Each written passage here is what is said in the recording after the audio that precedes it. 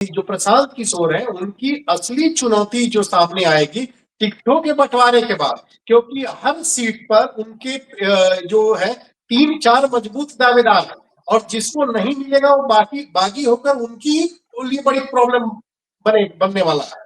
तो देखिए इसमें कितनी सच्चाई देख रहे हैं? देखिए ये बात जो हम आप व्यवहारिक रूप से तो सही कह रहे हैं, लेकिन वो अमेरिका में जिस ढंग से प्रेसिडेंट का चुनाव होता है, पार्टी के अंदर पहले चुनता है, ये ठीक वही आधार पर उन्होंने ये परिपाटी बनाई है कि हर असेंबली सेगमेंट अभी शुरू किया उन्होंने 4 दिन 23 तारीख से 26 तारीख तक विधानसभा सम्मेलन कर रहे हैं हर विधानसभा क्षेत्र में। और वो मेमोरी ही बनाई है ऐसा कि हर विधानसभा क्षेत्र में 5 उनके कैंडिडेट हैं जो उनकी सक्रियता मेंबरशिप बढ़ाने में, और उस 5 में फिर उन्हीं सब लोग आम सहमति होगी वहाँ कि भाई इसमें सबसे योग्य कौन है, किसकी छवि है, किसका पोटेंशियल है। लेकिन बात सही करते हैं कि 5 दावेदार यदि उभरेंगे तो एक को करेंगे तो क्या 4 उनके लिए माला फेरेगा, भक्ति जगह, ये एक स्वभाव बस बात है। लेकिन जिस ढंग से संगठन तैयार किया है प्रशांत किशोर, उनका दावा है कि 200 को हम पार्टी से जो जुड़े तो 2 साल तक 3 साल तक कहिए, अब 3 साल तो उनके साथ इस अभियान में जुड़े रहेंगे, ऐसे लोगों की भीड़ है। हालांकि जो मैं चेहरा देखता हूँ प्रशांत किशोर के इर्द-गिर्द, उसमें एनडीए के प्रभाव वाले मतलब सामाजिक आधार पर जो मैं इशारा कर रहा हूँ, वो वैसे ही चेहरे ज्यादा दिखते हैं। उसमें भाजपा के यहाँ मुस्लिम चेहरा दिख रहा है। जो ये प्रशांत किशोर ने कहा है कि देखिए अब तक तो मुस्लिम वोट बैंक बना हुआ था, हम आबादी के हिसाब से 18% बिहार में मुसलमान की आबादी है, हम 40 कैंडिडेट मुसलमान का देंगे। तो जो मुसलमानों में जो टिकटार्थी हैं तो वो दूसरे दल में तो सिर्फ वोट लिया जाता है, कैंडिडेट कम दिया जाता है। जो 40 टिकट देने का जो ऐलान किया है, एक अपील है उसका।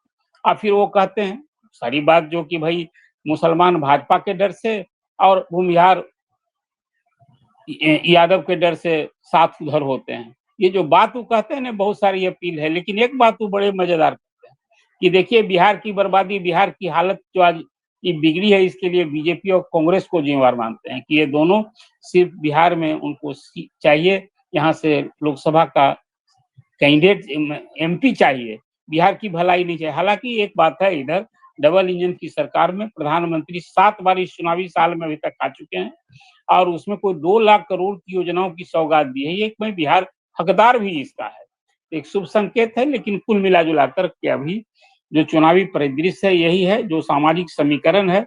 जब चिराग भी इधर हैं और उपेंद्र कुशवाहा भी इधर हैं, तो सामाजिक तौर पर अभी एनडीए का पलड़ा भारी दिखता है। और चुनाव तक बिहार की जो सामाजिक बनावट है, मुस्लिम बहुल क्षेत्रों में जो 60 से अधिक असेंबली सीटें हैं मुस्लिम बहुल, जहाँ की वो मैटर करते हैं, उनके वोट से जीत हार होगा या वो खुद ही जीतेंगे, वहाँ एंटी मुस्लिम ये वहाँ पोस्चर बनता है। और यादव यहाँ 14.5-15% है। यादव बहुल क्षेत्र में जहाँ स्ट्रॉन्ग पैकेट है, वहाँ यादव विरोधी मतदाता गोलबंदी होती है। कुल मिलाजुला की सामाजिक वातावरण में तेजस्वी यदि एम बाई को ए टू जेड पार्टी बनाने के लिए जो बोलते हैं, यदि व्यवहार में कर पाए तब तो स्थिति सुधरेगी। अन्यथा मुझे लगता है कि पिछली बार तो चिराग इफेक्ट था तो सीटें आ गई थी 70-74, इस बार शायद वो सब मिलाकर 70-75 आ गई। ये भी तस्वीर मुझे देख, लेकिन जितने अभी तक सर्वे आए हैं उसमें एक बड़ा मजेदार बात आ रही है कि सीएम फेस के चेहरा के रूप में अभी सबों पर तेजस्वी ने बढ़त बना रखी है, चाहे वो उनके डायलॉग को लेकर, या एक तो बात है ना कि 18% मुस्लिम और 14% के सारे 32-33% जब आबादी में तो 80% से अधिक समर्थक उनके हैं कि कोई। और इस बार जो अभी वक्फ कानून का जो संशोधन हो, सुप्रीम कोर्ट का फैसला आ गया, इसके बाद तो एक परसेप्शन बना है कि मुस्लिम का वोट फिर डिटरमिन तरीके से एंटी बीजेपी जाएगा। अब उसी में कितना से हमारी एआईएम करता है सीमांचल में, जो पिछली बार 5 सीट जीता था, और इस चुनाव में प्रशांत किशोर कितना इफेक्ट करते हैं। प्रशांत किशोर जितना भी मुसलमान वोट यदि वो सेंधमारी करने में सफल हुए तो सीधा सीधा नुकसान होगा आरजेडी को। और वो तो कहते ही हैं कि मेरी लड़ाई सीधे एनडीए से है।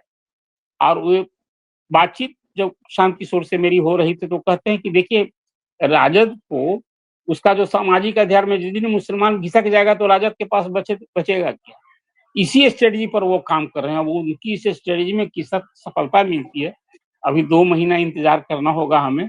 फिलहाल अभी जो राजनीतिक गलियारे में जो चर्चा है सीट बंटवारे को लेकर, मुझे लगता है कि यही अपडेट